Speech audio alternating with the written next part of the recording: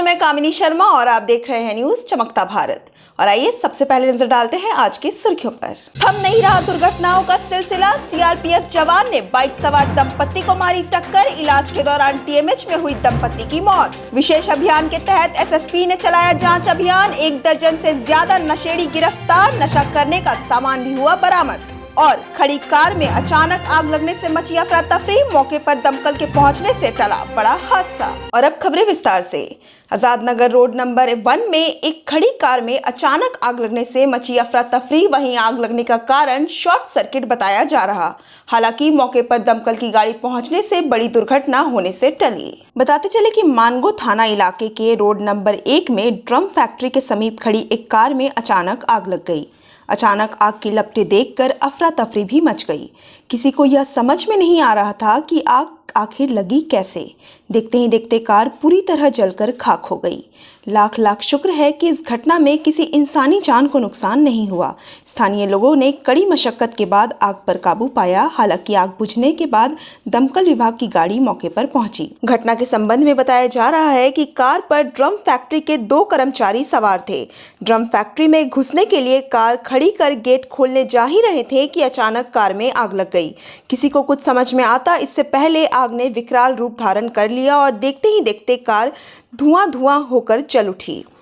स्थानीय लोगों के सहयोग से आग पर काबू पाया जा सका। बता दें कि ड्रम फैक्ट्री में अति ज्वलनशील केमिकल का प्रयोग होता है। ऐसे में हम कह सकते हैं कि एक बड़ा हादसा टल गया। यही आग अगर ड्रम फैक्ट्री के भीतर लगी होती तो बड़ी अनहोनी हो सकती थी।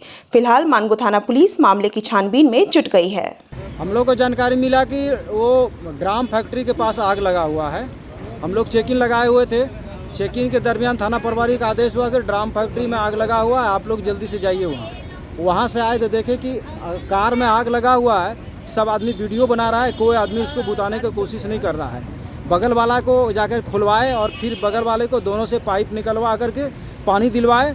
और उसके बाद आधा जब बूथ गया, करीब परसेंटेज बूथ ही गया था, तो उसके बाद तब दमकल वाला आया और उसके बाद तब भी आग पर काबू पा लिया। मतलब ये आग जो है कार पूरी जल कर राख हो गई है, मगर दमकल के समय काफी लग गया, नहीं पहुंचा, ये लोगों का कहना है। हाँ, अंदर में था मतलब, और दमकल की मदद से नहीं बुझा पाया। नहीं, वो तो बगल अगल वाला के तो हम लोग आकर के बुझवाए हैं।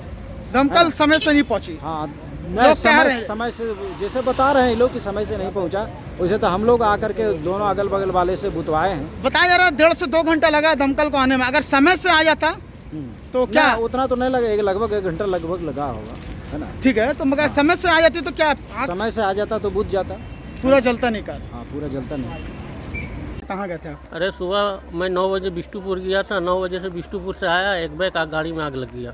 अच्छा, कौन सी गाड़ी है? Skoda Superb. कैसे हुआ फिर, कुछ पता चल रहा है? नहीं, कैसे कुछ नहीं, वो गाड़ी हिट कर गया। अच्छा, कहीं आने के बाद आग लग गया। उसके बाद दमकल 2 घंटा के बाद में आया। गाड़ी तो पूरी जल के पूरा जल गई। कितने की थी ये गाड़ी? ये गाड़ी तो नया में इसका 48 लाख रुपया दाम है। अच्छा, इसको हम लोग ऑप्शन में लिए थे 8 लाख रुपया में। दमकल पहुंची है, बता रहे हैं जैसे लोग, आप बता रहे हैं 2 घंटे के बाद। तो कार को किसने बुझाया? प्रयास कोई किया था? बस्ती वाला लोग लुटाया।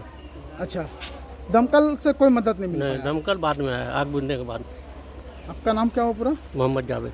बागबेड़ा हाउसिंग कॉलोनी जलापूर्ति योजना के अंतर्गत आज भी 8वें दिन 2 मीटर जल जाने के कारण पानी की आपूर्ति हुई ठप। उप मुखिया सुनील गुप्ता के आग्रह पर जिला उपाध्यक्ष राजकुमार सिंह ने निजी टैंकर से किया निःशुल्क पानी वितरण। इस दौरान रोड नंबर 5, रोड नंबर 3, शहीद मैदान के लोगों ने कतार में लगकर पीने का पानी भरा। इस तरह बागबेड़ा हाउसिंग कॉलोनी में पानी टैंकर से कुल 2 ट्रिप के अंतर्गत 10,000 लीटर बागबेड़ा कॉलोनी में पीने का पानी निःशुल्क वितरित किया गया।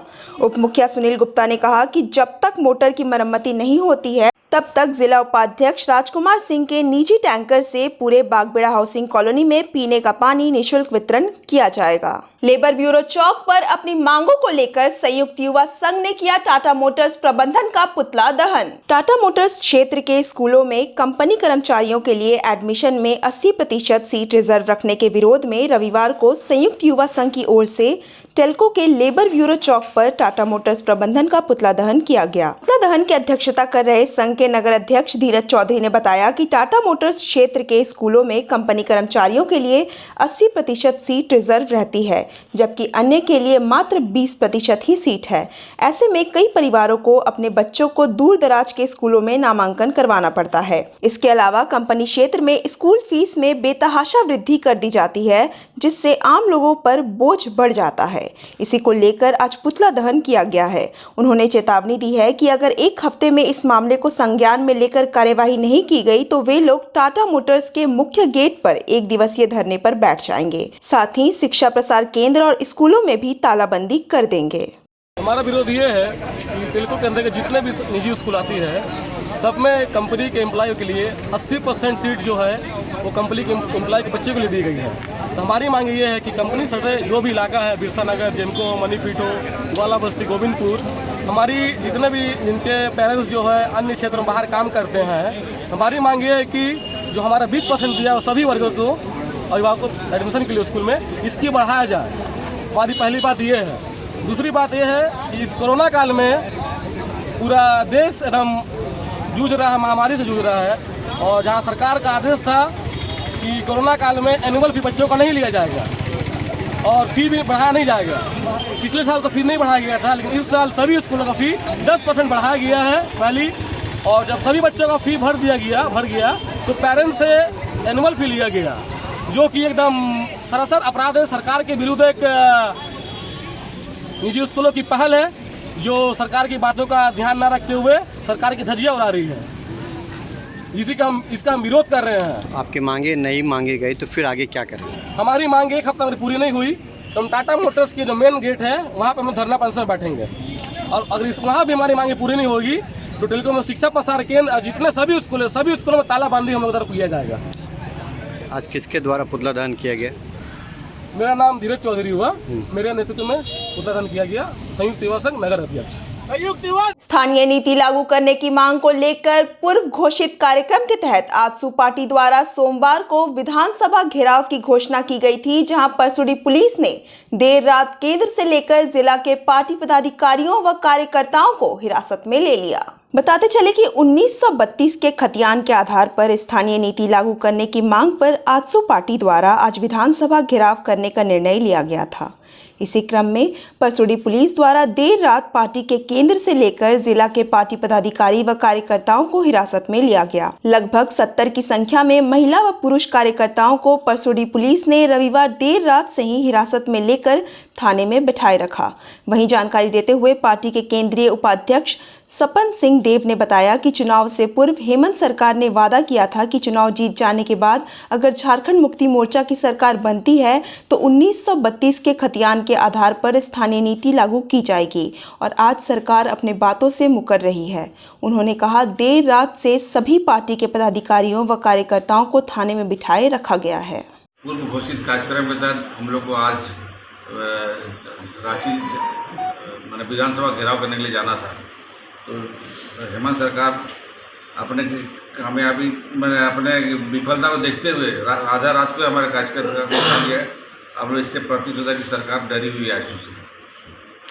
आगे की क्या रणनीति है आप लोगों की? ये हमारा संघर्ष वर्ष है। 1932 का खतियान हमारा डिमांड है। हमारा डिमांड है ये, सरकार चुनाव जीतते समय आश्वासन दिया था कि हमको सरकार बनाओ तो 1932 का खतियान लागू करेंगे, और अभी सरकार मुकर रही है।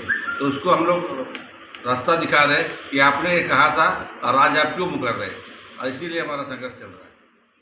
आज एमजीएम अस्पताल में हो रही समस्याओं की शिकायत लेकर my country is my family संस्था अस्पताल के अधीक्षक से मिली। जमशेदपुर के एमजीएम अस्पताल में हो रही समस्या को लेकर सोमवार को my country is my family संस्था एमजीएम अस्पताल के अधीक्षक से मिली। इस दौरान उन्होंने स्वास्थ्य मंत्री के नाम एक मांग पत्र भी सौंपा। एमजीएम अधीक्षक ने उनकी मांगों को स्वास्थ्य मंत्री तक पहुंचाने का आश्वासन भी दिया है। जानकारी देते हुए संस्था के उपाध्यक्ष अमित कुमार ने बताया कि अस्पताल में कई सारी समस्या है। सबसे बड़ी समस्या है कि अस्पताल में नर्स की भारी कमी है। अस्पताल में 270 पद रिक्त पड़े हैं। इसके अलावा अस्पताल में कई मशीनें नहीं हैं, जिससे कि गरीबों को इलाज के लिए बाहर जाना पड़ता है। इसको लेकर आज अस्पताल के अधीक्षक को ज्ञापन सौंपा गया है। क्या नाम है? चाहते हैं? आज हम लोग माई कंट्रीज में फैमिली संस्था की ओर से एमजीएम में ज्ञापन सौंपा है, क्योंकि एमजीएम में बहुत सारी मशीनें नहीं हैं, बहुत सारी त्रुटियां हैं। आदमी एडमिट होता है, वो अपने इलाज के लिए चंदा मांगने के लिए बगैर किसी को बताए, बगैर इन्फॉर्मेशन के वो मंदिर मस्जिद निकल जाता है। साथ ही साथ एमजीएम हॉस्पिटल में 227 पद नर्सों के खाली हैं स्थायी, जिसमें अभी सिर्फ 27 नर्स है। तो 27 नर्स इतनी बड़ी एमजीएम हॉस्पिटल में क्या करेंगी? तो इसलिए हम बन्ना गुप्ता से आग्रह करते हैं कि जल्द से जल्द तत्कालीन में मीटिंग बैठा के 270 पदों को भरा जाए और एमजीएम को और अच्छा किया जाए कि आम आदमी का जीवन सुख में बीते और आपका नाम गर्व से ऊंचा रहे। नाम अमित कुमार दोसांझ, माई कंट्रीज माई फैमिली के उपाध्यक्ष संस्था से हैं। और हम लोग ने एमजीएम में जो लगातार आप घटनाएं देख रही हैं कि अभी हाल फिलहाल में एक मरीज इलाज कराते हुए अपने बाहर चला गया ब्लड के लिए चंदा करने के लिए, उस पर उनका ध्यान दिला। साथ ही साथ हम लोग ने यह भी कहा कि एमआरआई मशीन नहीं है, सिटी स्कैन नहीं है, महंगी से महंगी दवाइयाँ बाहर से लिखी जाती है। अगर इस तरह से अगर सही इलाज सही वक्त में नहीं मिलेगा, लोगों की जान जा सकती है। इसी उपरांत हमें एमजीएम सर ने बताया कि यहाँ पर ही 270 परमानेंट नर्स की ज़रूरत है। अभी मौजूदा स्थिति में से 27 नर्स हैं। तो हम माननीय स्वास्थ्य मंत्री श्री बन्ना गुप्ता जी से अपील करते हैं कि जो 270 नर्स की ज़रूरत है और परमानेंट, उनकी जल्द से जल्द बहाली की जाए, जिससे आम जनता को सीधा फ़ायदा मिले। क्योंकि अगर 27 नर्स कितना देखेंगे। और जो इसी तरह हम अपने और भी बहुत से मुद्दे हैं, इस पर हम जल्द से जल्द स्वास्थ्य मंत्री से मिलेंगे। कर्मचारी भी कुछ सवाल पूछ रहे हैं, तो ड्रेसर नहीं है जैसा बता रहे हैं। तो हम सब की जिम्मेदारी होती है कि हम सिर्फ हल्ला नहीं करें, हम आपके माध्यम से सभी राजनीतिक पार्टियों से भी ये कहते हैं कि हम सोल्यूशन निकालें। आज हमें यहाँ तक पता चला जब से एमजीएम बने एमआरआई मशीन उपलब्ध नहीं हो पाई है। और आप सोच सकते हैं रघुवर दास की सरकार थी तो भी यही हाल था, हम हल्ला आवाज़ दे रहे थे। हेमंत जी की सरकार है तो भी हम आवाज़ दे रहे हैं कि हमारी सरकारी मेडिकल व्यवस्था को सुधारा जाए, जिससे हम झारखंड वासियों की जान बचा सकें। मेरा नाम मोहम्मद शमीम, माई कंट्रीज माई फैमिली का अध्यक्ष। राष्ट्रीय शिक्षा नीति 2020 के तहत प्राइमरी कक्षा के छात्रों के लिए मातृभाषा की शिक्षा अनिवार्य की गई। साथ ही शिक्षकों के लिए विशेष प्रशिक्षण शिविर का हुआ आयोजन, जिसमें शिक्षकों को राष्ट्रीय शिक्षा नीति 2020 के तहत प्रावधानों के आलोक में मातृभाषा ज्ञान के संबंध में जानकारी दी जा रही है। पूर्वी सिंहभूम जिले में भी इस शिविर का आयोजन किया गया है, जिसमें कक्षा 1 से 3 तक के शिक्षकों को प्रशिक्षण दिया जा रहा है। 4 दिनों तक चलने वाले इस प्रशिक्षण शिविर में 40-40 शिक्षकों को प्रशिक्षण दिया जा रहा है। इस शिविर के माध्यम से शिक्षक क्षेत्रीय भाषाओं का प्रशिक्षण ले रहे हैं। प्रशिक्षण दे रहे शिक्षकों ने बताया कि 2026 तक इस लक्ष्य को हासिल करने का निर्देश दिया गया है, ताकि बच्चों को प्राइमरी स्तर पर मातृभाषा का ज्ञान दिया जा सके। भारत सरकार का है और उसमें उनका ये है कि राष्ट्रीय शिक्षा नीति 2020 में जो 1 से 3 क्लास तक के जो बच्चे हैं उनको 2026-27 तक, माने 27 के मार्च तक उनका जो अधिगम स्तर है उसको प्राप्त कर लिया जाए। इसके लिए सबसे पहले शिक्षकों को प्रशिक्षण दिया जा रहा है। और जैसे सर ने बताया, मातृभाषा में बच्चे जो आते हैं अपने घर से तो मातृभाषा को लेकर आते हैं। तो यहाँ पर है कि उनको मातृभाषा में ही अगर ज़्यादा जानकारी दिया जाए तो उससे बच्चों को ग्रहण करने की क्षमता बढ़ जाती है। तो इस प्रशिक्षण का बहुत बड़ा एक उद्देश्य है कि मातृभाषा में उनको प्रारंभिक स्तर पर मातृभाषा में ज्ञान दिया जाए, जिससे उनका अधिगम स्तर ऊंचा हो सके। नाम बता दीजिए आप। मेरा नाम अजय कुमार सिंह है। के शिक्षकों के लिए और बेसिक तौर पर जो शिक्षक 1 से लेकर 5 तक की शिक्षा देते हैं बच्चों को, उनके लिए ये ट्रेनिंग दी जा रही है। और इस ट्रेनिंग का नाम है FLN, यानी फाउंडेशनल लिटरेसी एंड न्यूमेरेसी। जैसा कि आप सभी जानते हैं कि जो राष्ट्रीय शिक्षा नीति 2020 है उसमें ऐसा प्रावधान किया गया है कि अब प्राथमिक स्तर के बच्चों को उनकी मातृभाषा में ही शिक्षा दी जाएगी, जिससे उनकी जो भाषा है और जो संख्या ज्ञान है उनको बेहतर बनाया जा सके। ऐसे कितने टीचर्स हैं जिसको ट्रेनिंग दिया जा रहा है पूरे ज़िले में? ये पर डे जिले की तो बात मैं नहीं बता सकता, लेकिन यहाँ पर जो BRC है इसमें 2 बैच चल रहे हैं और एक बैच में 45 शिक्षक हैं, यानी प्रतिदिन 4 दिन का एक बैच है जो 90 शिक्षक इस प्रशिक्षण में भाग ले रहे हैं। 4 दिन के बाद फिर 90 शिक्षक आएंगे। मकसद यही है प्राइमरी शिक्षा को सुदृढ़ बनाना है, जिससे हमारे बच्चों की जो भाषा है और उसके जो संख्या ज्ञान है उसको हम बेहतर कर सके राष्ट्रीय शिक्षा नीति 2020 के अनुसार। परिचय दे देने सर अपना। मेरा नाम ओम प्रकाश सिंह है। और हमारे साथी जो हैं ये भी प्रशिक्षक हैं, श्री अजय कुमार सिंह जी। इसमें थोड़ा सा जोड़ना चाहते हैं। झामुमो जमशेदपुर नगर समिति के द्वारा सोनारी दो मुहानी के पास बनाए जा रहे पार्क का नाम शहीद निर्मल महतो के नाम पर किए जाने की मांग जिले के उपायुक्त के समक्ष रखी गई। इन्होंने कहा कि शहीद निर्मल महतो के द्वारा उक्त स्थान में पेड़ों के संरक्षण के लिए घेराबंदी अपने हाथों से की गई थी। वहीं एक घनी आबादी वाली बस्ती भी है जो शहीद निर्मल महतो के नाम पर बनी है और शहीद की प्रतिमा भी वहां अवस्थित है, जिस कारण वहां बन रहे पार्क का नामकरण भी शहीद निर्मल महतो के नाम पर ही होना चाहिए। चलिए गोपाल भाई। आज हम लोग झारखंड मुक्ति मोर्चा एक प्रतिनिधि मंडल सोनारी में दोमानी में जो पार्क बन रही है उसका नामकरण के लिए आए हैं।